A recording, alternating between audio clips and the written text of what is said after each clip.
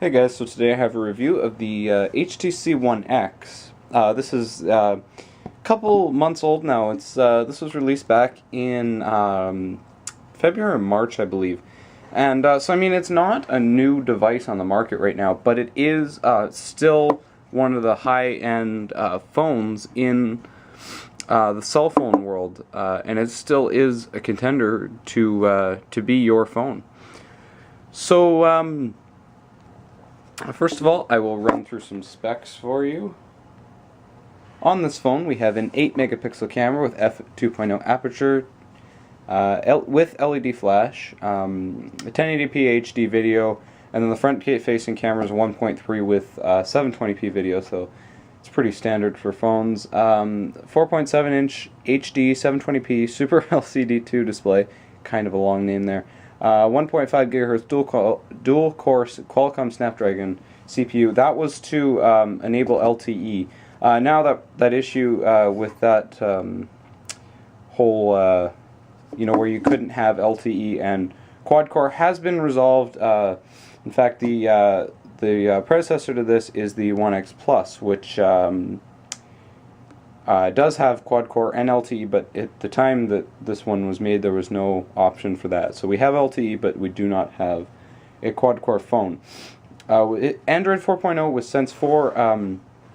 I never did get the Jelly Bean update. I was supposed to, but I never did get it. We have 16 gigabytes of storage, an 1800 milliamp hour battery, non-removable, LTE, Wi-Fi, of course. And it weighs 130 grams. So it's actually not too heavy, but it's not the lightest device in the world.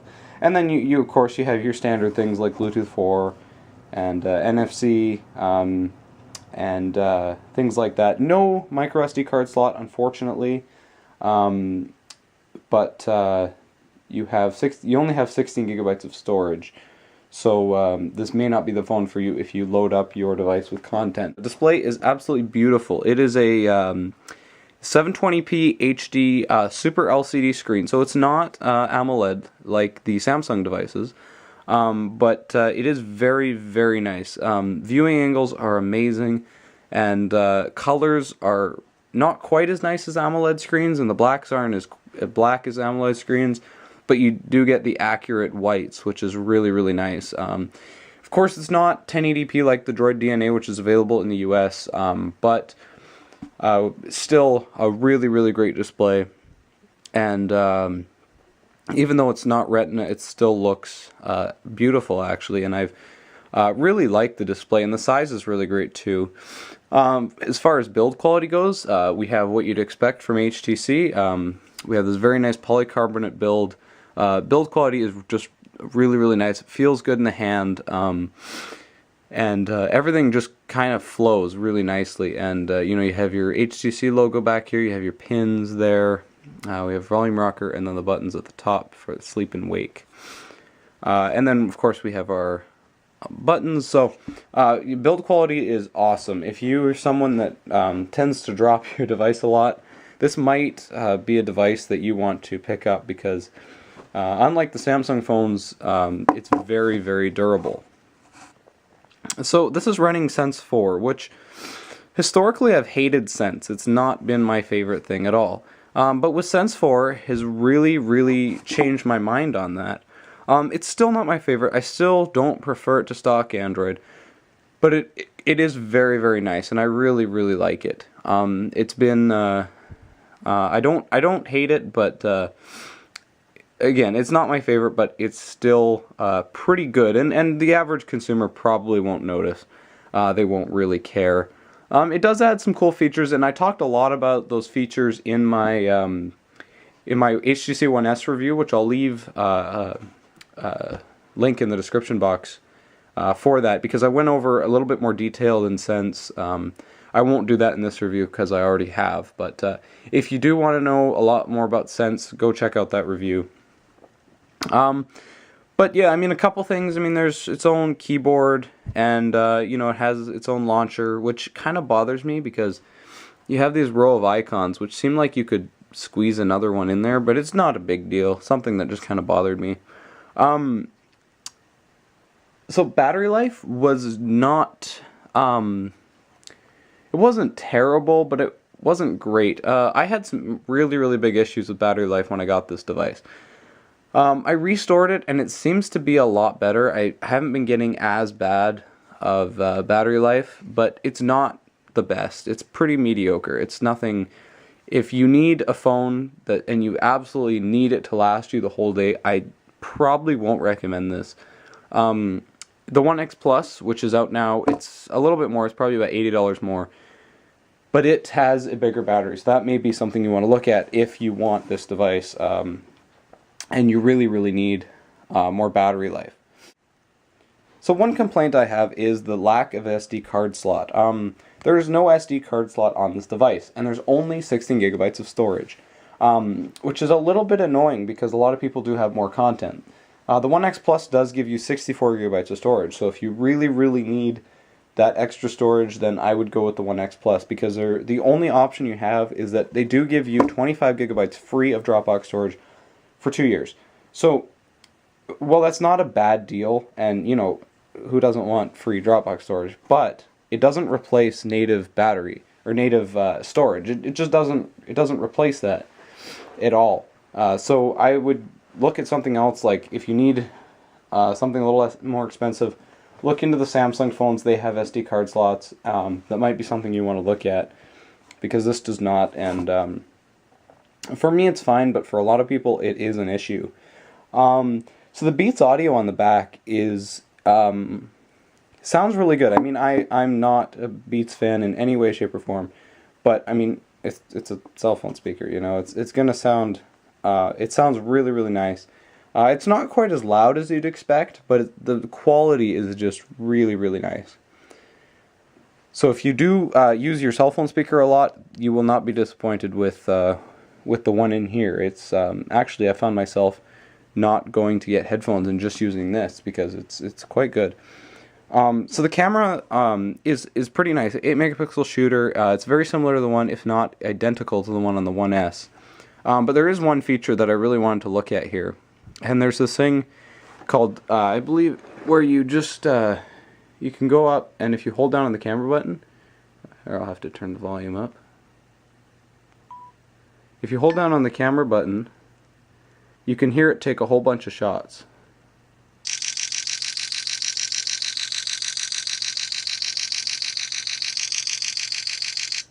And it'll take about 20 shots, I think.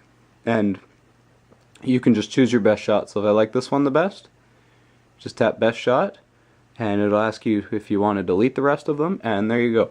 I thought that was really cool. I really enjoyed that feature, and the camera on here is really, really good. Very impressive, very nice quality photos. If you want to see some examples, no, I won't do that. So as far as Lte Speeds go on this thing, here in Fort McMurray, we do have Lte. In fact, I got it as I was reviewing this phone. We'll just do a quick test. On average, I seem to be getting about 30 down and about 10 up. We'll see how that compares. Doesn't look like we're going to get as good of results. So we got about 14 down there and 13 up. So I've seen better, but that's pretty average. Obviously, that's going to depend on your location largely, but yes, this phone has LTE, which is a big advantage over the One S, which does not have LTE. As far as quadrant goes, it seemed to be pretty good. It hit usually just above or just below the Transformer Prime TF201. It was pretty close, depending on the spot, but here's the HTC, the Tegra 3 version. So, you know, it's right there. So, and then you have the Atrix, the Galaxy Tab, the Galaxy Nexus. So pretty good. Decent speeds on quadrant. You know, I mean, it's not as good as a Tegra 3, but it's still just really, really flies through Android. One of the big complaints I really had with the HTC phones that have been in this lineup, in the One lineup, is that there's no menu button. There's just this multitasking button, home button, and back button, which really, really bothered me, because if you open up an app like, just let's say Quadrant, and there's this little thing at the bottom, and you know, a lot of times it won't even use it. It's taking up screen space, and it's really, really annoying. I wish they would have done a the on-screen buttons, or done it like Samsung, where you hold down the home button for multitasking, or something like that. I really, really wish they would have done that, but they did not on this device. So basically, it really does come down to, should you buy this device, or should you wait for, or should you just get a One X Plus? I would say get the One X Plus, unless you really don't want to pay the, I believe it's $150 right now, maybe a little less, for the One X Plus, and I think it's definitely, I think it's worth it, unless you really don't want to pay that. You're going to get better battery life, at least in theory, better battery life. You get the more storage, and you get Tegra 3. So I would go with that one, but if you really don't need to, this really is a nice device. You won't be disappointed. I really can recommend it to pretty much everyone that's looking for a cheaper device. I believe it's $50 at least through TELUS on a 3-year contract, which I think is a little bit better than the One S. It's only $50. The One S is free, I think, right now on the 3-year contract. But no, this is a great option. But yeah, the battery life hasn't been excellent. I did find better battery life on the One S, and you know, Sense is okay, but not my favorite. Again, if you want to see more about Sense, I won't do much in depth with HTC's Sense. If you want, go check out my HTC One S review for that. But anyways, that's pretty much it. This is the HTC One X. I believe in Canada it's available on TELUS, Bell & Rogers, and in the US it is available on AT&T. That's all I know. But anyways, yeah, I mean, it's really a great device that I've enjoyed having around. The display is so nice, and everything has been pretty good, but you may want to look into some other phones if you're planning on buying one, just for comparison. So anyways, guys, this is Carter. Thanks for watching.